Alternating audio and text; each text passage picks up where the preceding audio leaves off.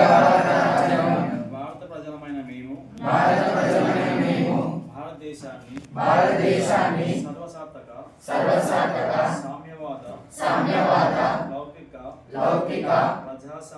ప్రజాస్వామ్య గణతంత్ర రాజ్యాంగం నిర్మించుకోవడానికి పౌరులందరికీ సాంఘిక ఆర్థిక రాజకీయ న్యాయాన్ని ఆలోచన భావ ప్రకటన విశ్వాసం ధర్మం